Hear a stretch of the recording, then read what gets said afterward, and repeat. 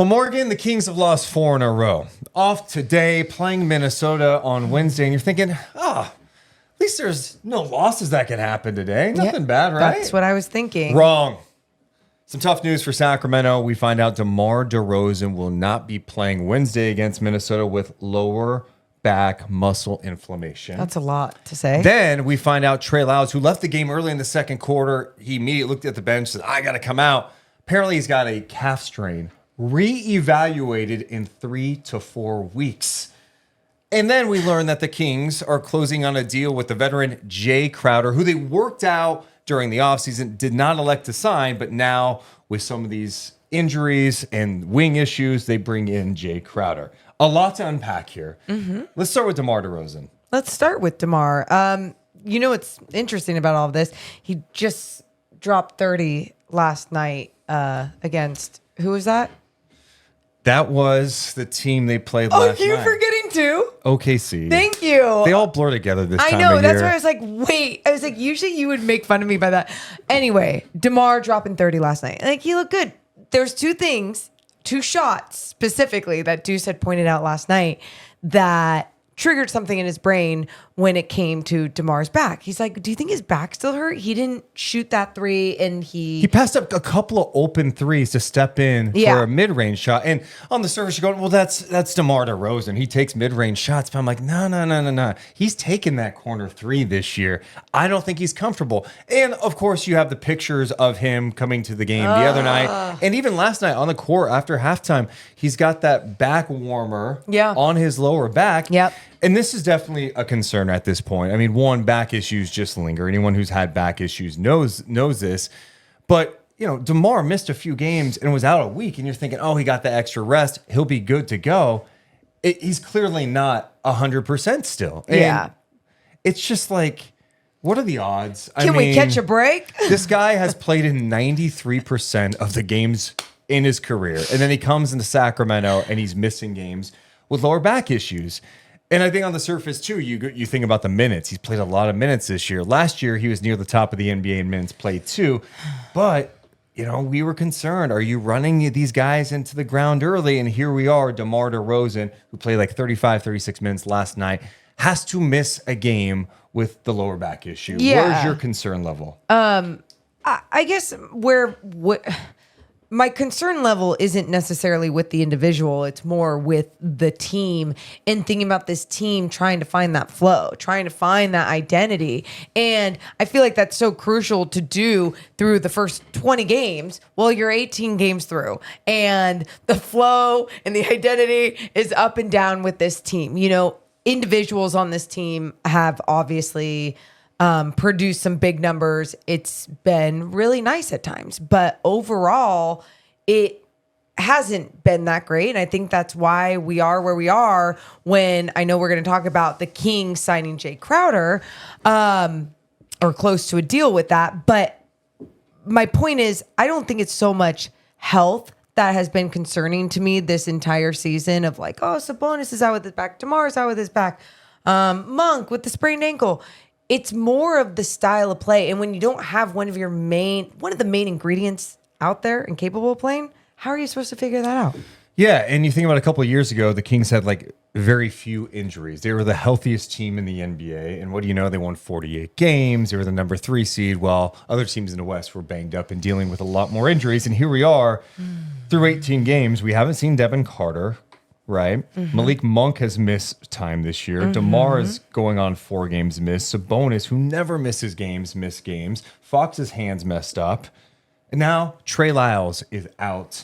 He missed camp, right, with the groin injury, and now he's got a calf strain, reevaluated in 3 to 4 weeks. And where this one sucks again, it's not so much just with the individual. It's what Mike Brown was trying to do with the rotations in this team and being like, all right, this is what we have coming off the bench when you're seeing the bench production be so low this season. Trey Lyles then starts a few games when DeMar and Sabonis are out, or a game, a couple, whatever it was.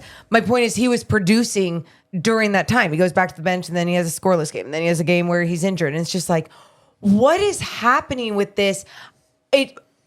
I'm just frustrated that this team can't catch a break to truly find some sort of rhythm with one another to figure out, okay, this is what we do. This is what we do when we play with these guys on the floor. This is what we do with this personnel. This is what I got to do when so-and-so's on the floor because he's a liability on the defensive end. You're just not going to be able to figure that out with all of these injuries and being on the floor inconsistently. So with the Trey Lyles injury and the fact that the Kings are desperate for some help on the wing, they decide to sign the veteran Jae Crowder, who is 34 years old, 6'6", entering his 13th season in the NBA, played 50 games last year with the Milwaukee Bucks. If you watch the NBA over the last decade plus, you've seen Jae Crowder and kind of know what he's about. Tough. I guess the question I have is just like, how much does he have left in the tank? But right now, if you're Sacramento, you're kind of desperate. You need a little juice. If this guy is motivated, he can come in. Here's what you know about Jae Crowder. What do you know? He's tough. Yep. He's a little bit of a dog.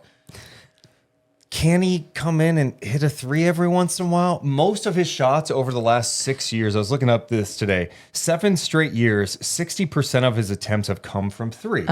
Now, in his career, he's like a 35% three-point shooter. He's had some percentages in the 40s. I don't know how much he could provide there. You hope that he could provide something defensively.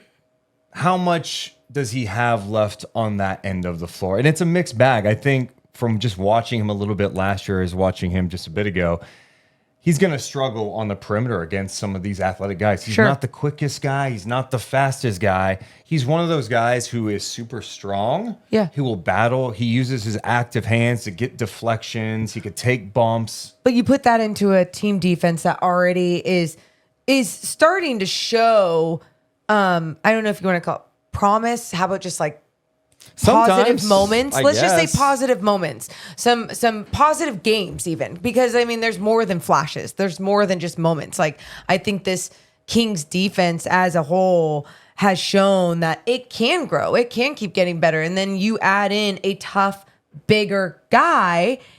I mean, that only makes me excited to see what he can contribute to the floor, especially Deuce, when we're seeing what we're seeing right now.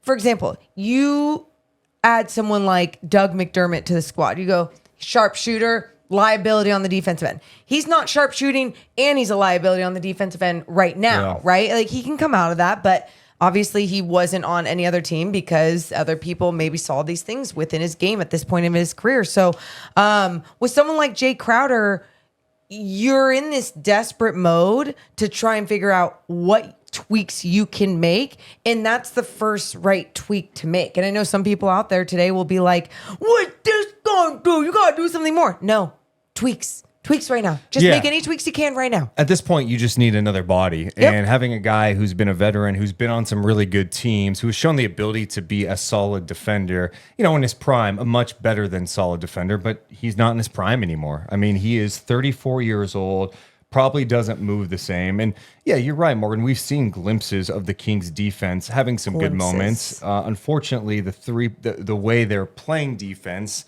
by design is they're helping in the paint a lot and then trying to close out on three-point shooters, and they're allowing the most open three-point attempts in the league.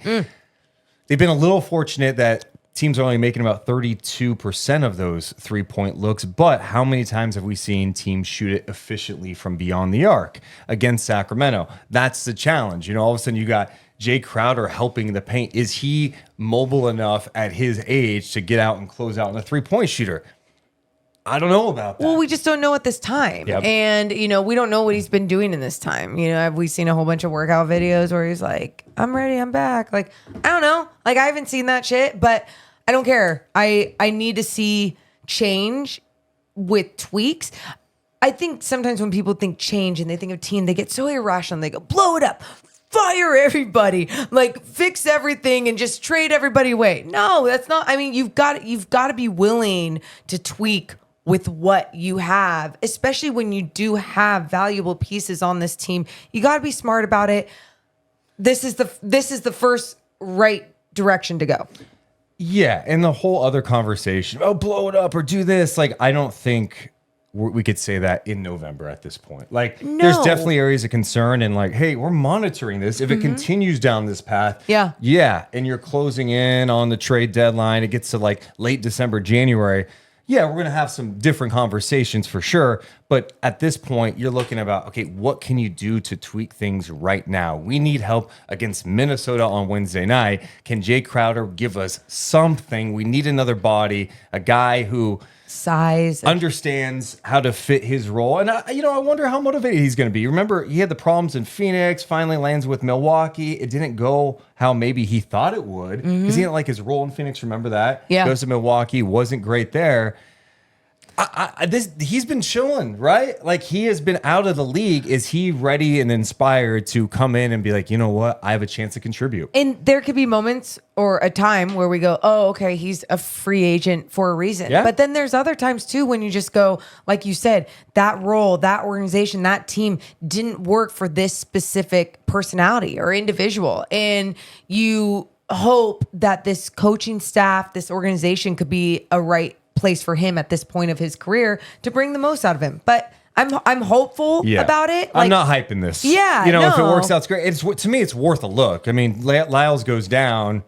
There's question marks, right? Like, maybe we see some more Isaac Jones, but he's also like a young player on a two-way deal. And I think having some optionality and going, you know what, let's bring in a guy who has a reputation in this league and maybe fills a void for Sacramento that they've clearly been missing another wing that could defend. Clearly. And if he can come in and give them some good minutes, maybe it's a good thing for Sacramento. It's not going to solve all their issues. I don't think we're going to be sitting here in a month going, woo, can you believe the Crowder pickup? It changed the course of the Kings season.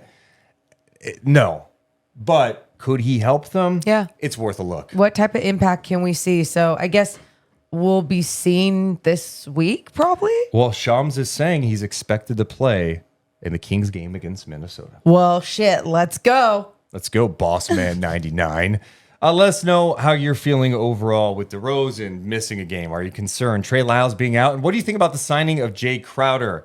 Let us know in the YouTube comments below. Hit the thumbs up and subscribe. Deuce and Mo. Deuce and Mo. Deuce and Mo. They tell you what they know. Deuce and Mo. Deuce and Mo. Deuce and Mo. The podcast that you know.